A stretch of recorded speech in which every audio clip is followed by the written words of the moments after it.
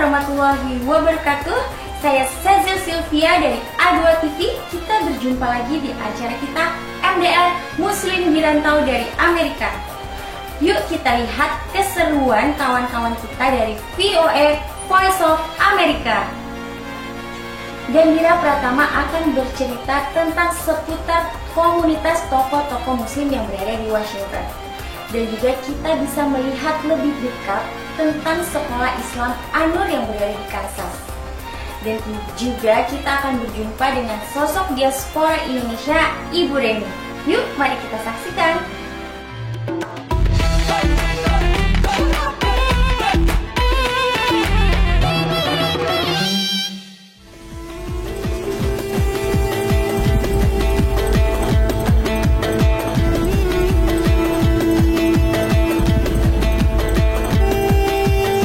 Assalamualaikum warahmatullahi wabarakatuh, sahabat muslim di rantau.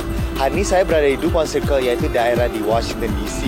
Nah, DuPont Circle itu terkenal karena ada banyak toko-toko bermacam-macam seperti restoran dan juga toko buku. Berbicara mengenai toko buku, ada penerbit besar yang baru saja merilis buku berjudul Amina's Voice, cerita mengenai muslim imigran di Amerika.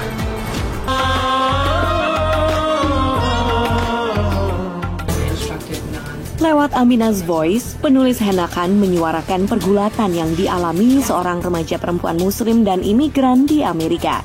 Isu yang diangkat mulai dari konflik persahabatan, perbedaan kultur, konflik keluarga, sampai Islamofobia. Meskipun ini novel fiksi, tapi sebagian kisahnya terinspirasi pengalaman pribadi Khan sebagai muslim keturunan Pakistan di Amerika. Is Amina a younger version of you? A lot of people ask me if she is, and in some ways she is, because I was a shy child, but I did not have the singing talent that she has, and my family is different than hers, of course, so it is a work of fiction, but definitely I draw from experiences in my own life. Bagi sebagian pembaca, karakter Amina merupakan sosok idola yang telah lama didambakan. These days we need role models for our kids and books.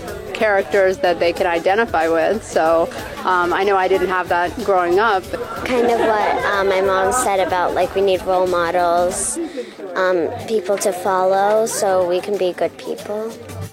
Hena berharap bacaan ini tidak hanya menawarkan sosok panutan baru, tapi juga menghapuskan prasangka dan membuka wawasan. Well, I hope that those who, like I said, don't know a Muslim personally or maybe don't have access to a Muslim friend will get to know one through the story and see themselves in the story, to realize that Amina's experiences resemble their own perhaps, or that her family isn't as different from theirs as they might have thought or have been led to believe by what they hear about Muslims in the world. And that through her, getting to know her as a character, getting to root for her as a character, that they develop this sympathy and empathy for her and hopefully more tolerance. Amina's Voice adalah novel pertama keluaran Salam Reads, imprint dari penerbit besar Simon & Schuster yang baru dibentuk tahun 2016 untuk memusatkan perhatian pada buku muslim anak-anak. Bacaan ini diluncurkan akhir Maret lalu di toko buku Politics and Prose Washington DC, disertai dengan diskusi bersama penulisnya. Sebelumnya, Hena juga sudah pernah menerbitkan beberapa buku muslim anak-anak, termasuk Curious George It's Ramadan yang jadi bestseller tahun lalu. It's Ramadan Curious George menceritakan tentang karakter kartun terkenal George yang menemani kawan muslimnya berpuasa dan menjalani kegiatan Ramadan. Kesuksesan buku ini telah membesarkan nama Hena Khan sebagai salah seorang penulis buku muslim anak-anak terkemuka di Amerika. Dari Washington DC, Vina Muptadi, Adria Widiatmoko, VOA.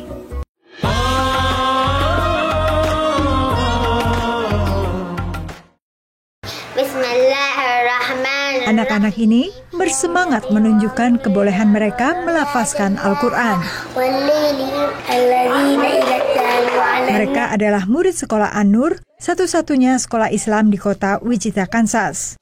Menurut Kepala Sekolah Michael Barton, An-Nur berawal dari wadah bagi anak-anak untuk belajar mengaji. Kind of started out just as a weekend school, and then they started having a preschool. Used to be like in different locations. They started out at one time they had it in the basement of a church. Then they were at a small mosque by the university, and then they bought this land and this site here in 2000, and then they built first the gym and the school. Kini sekolah An-Nur menempati gedung yang megah. dan mengajar pendidikan Islam maupun umum mulai dari usia prasekolah hingga SMA. Sebagai sekolah swasta, An-Nur tidak hanya membuka pintu bagi anak-anak yang mampu membayar biaya pendidikan, tetapi juga bagi yang tidak mampu. Meski biaya sekolah An-Nur tergolong rendah dibanding sekolah swasta lainnya. Relatif lebih terjangkau dibandingkan Seattle. Lingkungannya yang saya cari sebenarnya. Lingkungannya, kemudian pendidikan Islamnya, juga Quran.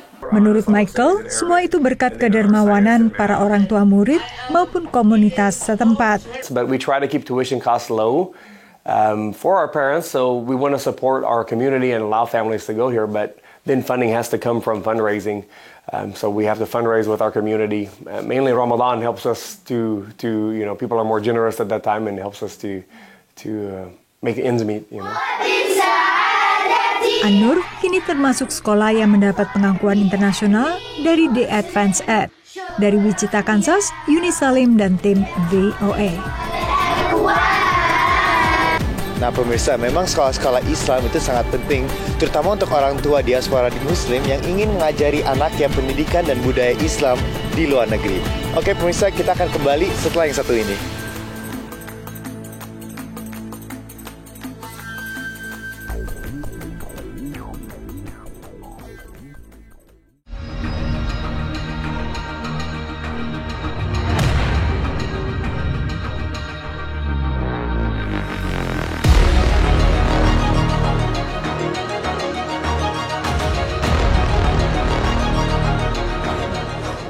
Assalamualaikum warahmatullahi wabarakatuh. Saya Fahang mengucapkan selamat atas lahirnya A2 TV, Asidikia 2 TV. Semoga semakin memberi warna di dunia pertelevisian digital dan bermanfaat dengan siaran-siaran yang bermutu serta berkualitas. A2 TV selalu bersama. Wassalamualaikum warahmatullahi wabarakatuh. Berkah.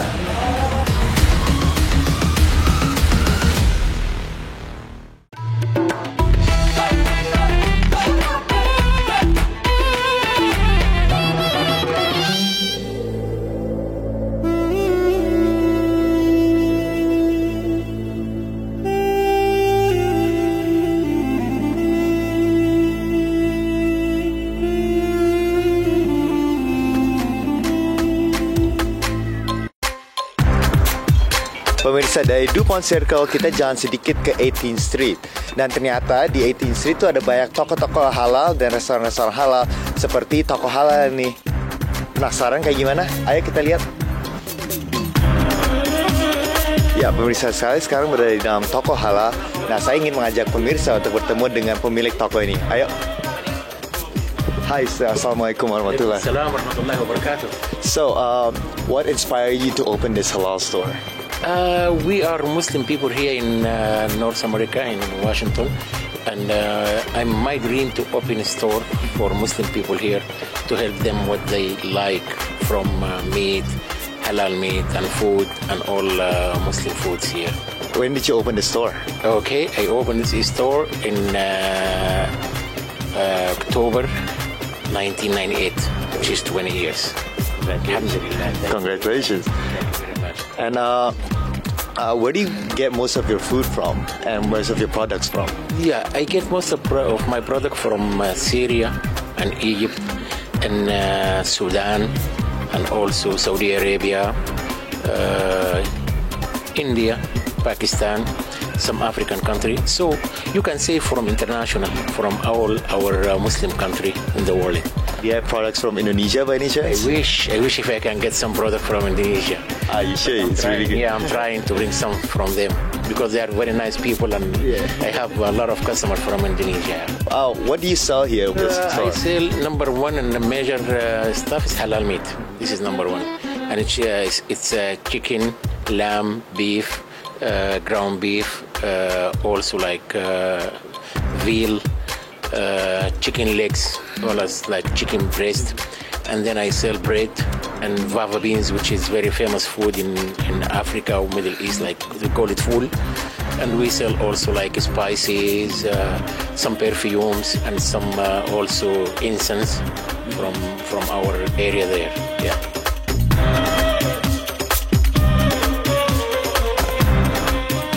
Wah pemirsa, di sini sampai ada cornet loh. Ini aku bisa buat makan sahur nih ya. Nah pemirsa, semakin lama di Amerika semakin banyak tuh toko-toko halal yang mulai buka. Dan salah satunya ada di Alaska. Ada toko halal yang pertama baru buka di Alaska. Ayo kita lihat ceritanya. Sesuai dengan namanya, Alaska International Grocery, toko berlabel halal milik Lamin Jobarte ini menjual daging halal dan berbagai bahan kebutuhan sehari-hari dari berbagai negara. Sebagian besar adalah produk asal Afrika sesuai demografi pelanggannya. Lamin Jobarte sendiri berasal dari Gambia, Afrika Barat. Kepada VOA, ia menceritakan ide awal berdirinya toko halal. I came here in 1986. I was hired to work for the bank. After I worked for them for almost 14-15 years, I decided to do this because the Muslim population was growing at the time. Keputusan Lamin untuk banting setir dari perbankan ke toko halal mendapat sambutan baik dari komunitas Muslim Anchorage. Oh man, this store is a blessing to the whole Muslim community here in Anchorage, Alaska. Because basically this is our first halal store that we have. We can come in and shop with a peace of mind. Dan bagi pendatang asal New York seperti Sega, keberadaan toko halal di Alaska ini sempat membuat ia terkejut. To be honest, yeah. Before I came here, I was asking myself, are there any Muslim down there? You know, like, are there any mosques? You know, that we could go pray and stuff like that. That's the question you ask because it's Alaska. You know, you don't know too much about Alaska. All you see is the cold, the snow, and stuff. Selain menjual langsung ke konsumen, toko halal ini juga bertindak sebagai pemasok daging untuk sejumlah restoran. Semua barang yang dijual di halal store ini berasal dari luar Alaska, termasuk daging-daging ini, karena di Alaska belum ada tukang potong halal. Menurut Lamin, saat ini ia maupun komunitas Muslim Alaska lainnya belum memiliki rencana untuk membuka usaha peternakan maupun rumah potong halal. It won't be that easy because it requires a lot of capital to have your own slaughterhouse in Alaska. I can see it coming, but not any time from now. Selain dikenal sebagai pemilik toko halal pertama di Alaska, Lamin Jobarte juga dipercaya sebagai Presiden Islamic Community Center Anchorage, Alaska. Dari Anchorage, Alaska, Yuni Salim dan Alam Burhanan, VOA.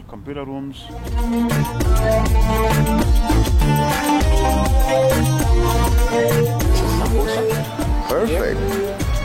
Is this homemade? Yes, sir.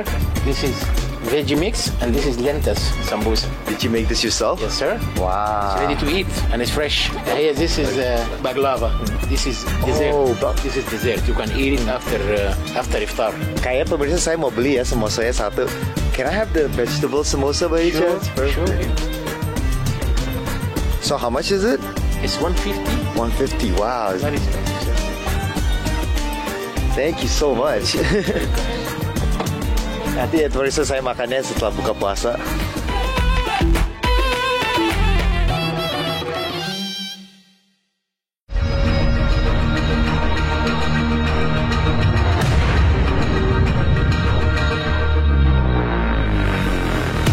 Assalamualaikum warahmatullahi wabarakatuh. Saya Rami Salam, Asisten Tata Pemerintahan atau Asda 1 Pemerintah Kota Tangerang Selatan, mengucapkan selamat atas lahirnya A2 TV. Semoga bisa memberikan penyiaran-penyiaran yang berkonten menarik, bermutu dalam nuansa Islami yang prima, yang sangat ditunggu-tunggu oleh masyarakat luas. Semoga jaya, semoga sukses dan berkibar selamanya. Terima kasih. Assalamualaikum warahmatullahi wabarakatuh.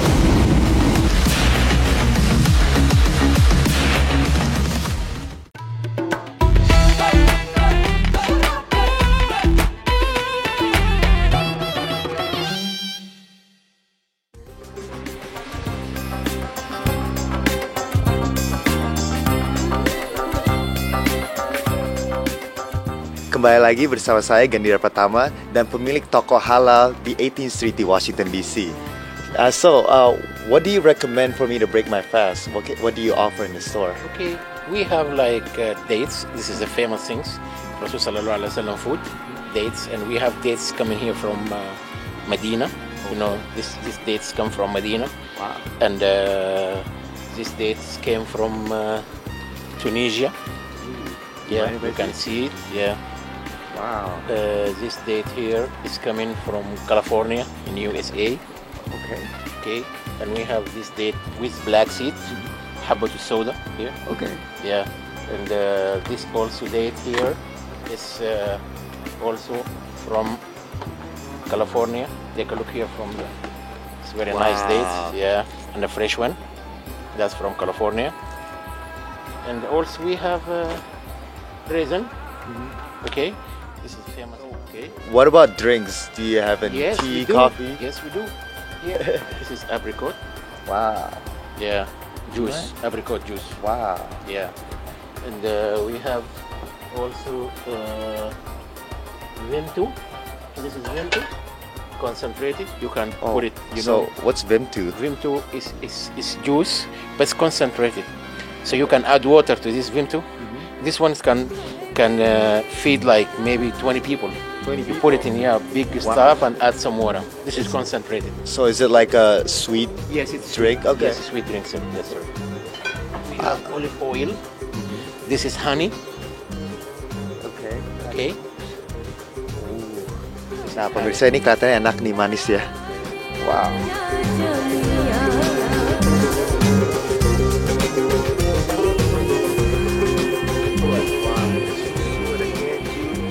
Ada juga ini nih pemirsa, Laziza ya, semacam minuman nih, enak banget ya. Ada apa lagi ya? Kita lihat-lihat yuk. Nah pemirsa, saya baru saja selesai belanja untuk makan sahur. Nah pemirsa, emang penting sekali untuk makan, untuk dapat energi untuk sehari-hari. Nah baru saja nih ada energi bar yang pas dibuat untuk bulan Ramadan. Mau tahu ceritanya? Ayo kita lihat.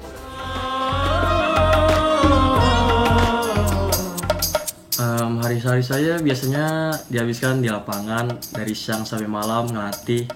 Sebenarnya pas ngelatih itu nggak terasa capek, tapi pas sparring sama pertandingan itu yang bikin lemes di bulan Ramadan.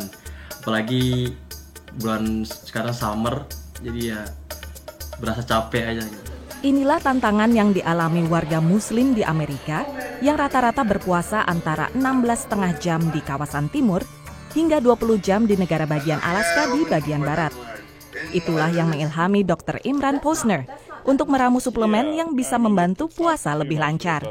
Our biggest concern and what we're hoping we can assist Muslims with is really of completing the fast. So both for people who were more reluctant to fast because of the pressures and the demands from their job, and then also just for people who are already currently fasting, but still have some struggles and difficult periods with it, that the Ramadan energy bar, they can use it as a supplement for their suhoor, so that it makes it just a bit easier and more manageable for them to get through Ramadan and not feel either as irritable or as cloudy, so that they can really think at their best. Bersama rekannya Farid Sanders, Imran menciptakan Fajr Foods, perusahaan yang memproduksi Ramadan Bar.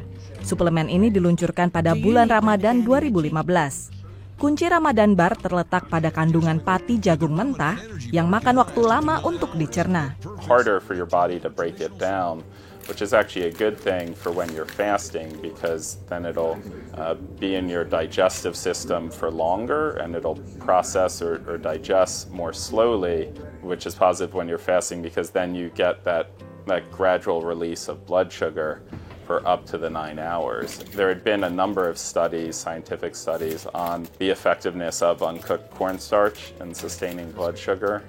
Some of the work is done with diabetics and even overweight people. And we just thought for Muslims that this could be a very effective use of it. Imran membidik pangsa pasar Muslim Amerika, kelompok yang pertumbuhan jumlahnya terbesar sepanjang 2 dekade terakhir di negara ini. Strategi yang cukup riskan karena sangat spesifik dan terbatas. If we were just another energy bar, we're kind of the same as the 50 or 100 other bars that are out there. But being a Ramadan energy bar targeted for Muslims puts us in a unique market. Fajr Foods memegang 4 hak paten untuk Ramadan Bar. Produk ini dijual online. Penjualan teramai adalah sebulan menjelang dan selama bulan Ramadan. walaupun selalu tersedia sepanjang tahun pada situs ramadanenergy.com. If you are extremely busy or things at work are extremely hectic during certain periods of time and it's just hard to grab a bite, then the Ramadan Energy Bar could be a helpful alternative during those times. And I think it's also good for families where their children are starting to begin to fast or even fast for half a day so that it's not as difficult for them as they're doing their first few years of fasting. Walaupun kini Ramadan Bar hanya tersedia dalam rasa coklat, Fajar Foods berencana menyajikan lebih banyak varian rasa. Dari Balasinwit, Pennsylvania, Aryatna Budianto, Rio Twasikal, dan Vina Muktadi, VOA. I have this bau ganoush, the two samosas, the grape leaves, got the nada gama bau ganoush and the paprika. Paprika, that's it.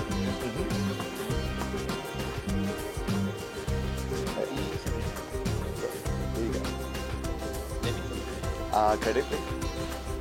Nah, pemirsa, sekarang waktunya untuk bayar untuk makanan saya. Kita akan kembali setelah yang satu ini.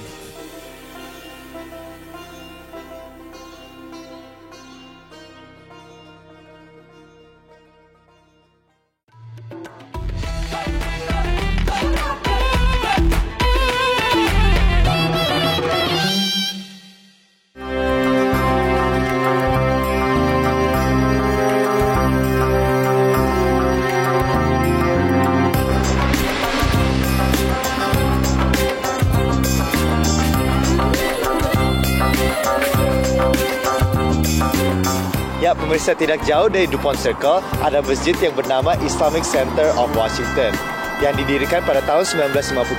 Dan pada saat didirikan, masjid ini adalah masjid terbesar di Amerika. Nah, pemirsa, sekarang waktunya asar. Saya ingin mengajak Anda ke masjid di Kansas.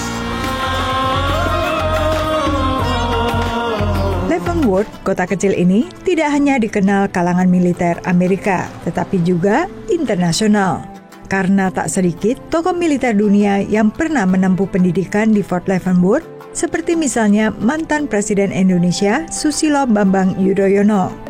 Namun, banyak peserta pendidikan militer yang tidak menduga bahwa kota yang penduduknya berdasarkan sensus tahun 2010 lalu hanya 35.000 orang ini mempunyai Masjid Islamic Center of Leavenworth. And for us to come here, first when we came, there was no mosque around where we are in the school. So we had to start going around before we found this mosque. So it's very good that we have a mosque here. Ibrahim adalah anggota Angkatan Darat Nigeria berpangkat mayor. Setiap hari Jumat, Ibrahim bersama rekan-rekan militer muslim lainnya yang berasal dari berbagai negara sholat di masjid ini. Seperti masjid lainnya di Amerika, Islamic Center of Leavenworth ini pintunya dikunci dengan menggunakan password. Password itu diberikan kepada para jamaah sehingga mereka bisa beribadah di masjid kapan saja. We have a door lock because of these situations and we have an alarm system. And our people here knows the combination lock, they come at any time and pray on time. And we have Abdel Tayyib adalah imigran asal Palestina dan pensiunan dokter bedah. Dan ia merupakan salah satu pendiri sekaligus Presiden Islamic Center of Leavenworth. Menurut Tayyib, masjid ini didirikan dengan dana pribadi komunitas muslim di Leavenworth yang mayoritas imigran di atas tanah wakaf yang luasnya lebih dari 1,6 hektar. Me and my partner, Dr. Oscar, we own this land, so we donated the land for the mosque to build. And trouble with the city approving us, we went there 3-4 times and convinced the neighbors and all of that. Finally, they approve us, and we gave them more land to approve us. We built this mosque really from scratch.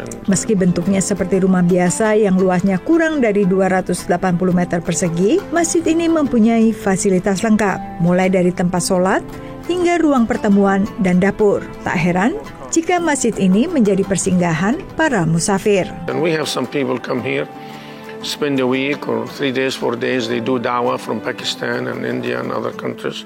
They sleep in here. Menurut Abdel Tayyib, para pengurus berencana untuk memanfaatkan sebagian tanah wakaf milik masjid untuk rumah sewa, yang hasilnya nantinya akan digunakan sepenuhnya untuk kelangsungan masjid. Dari Leavenworth, Kansas, Yuni Salim dan tim VOA. Allahu Akbar, Allahu Akbar, Allahu Akbar,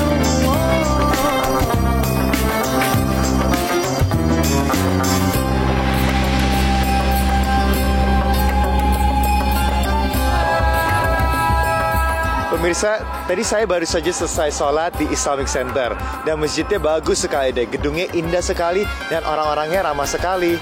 Dan semoga episode kali ini bisa menjadi inspirasi bagi kita semua. Oke, sekian dulu episode ini. Saya Ganir Pratama. Assalamualaikum warahmatullahi wabarakatuh. Pemirsa MDR, tadi kita sudah menyaksikan tentang sosok pemain bulu tangkis di Amerika, Yuda Satria. Dan juga kita sudah melihat informasi tentang makanan halal dan toko-toko halal yang berada di Washington milik Bapak Ahmad. Dan juga liputan tentang Islamic Center yang berada di Kansas. Gandira Pratama dan VOA, terima kasih untuk informasinya dan juga kawan-kawan di Amerika. Sampai jumpa lagi di MDR di episode selanjutnya hanya di A2 TV. Wassalamualaikum warahmatullahi wabarakatuh.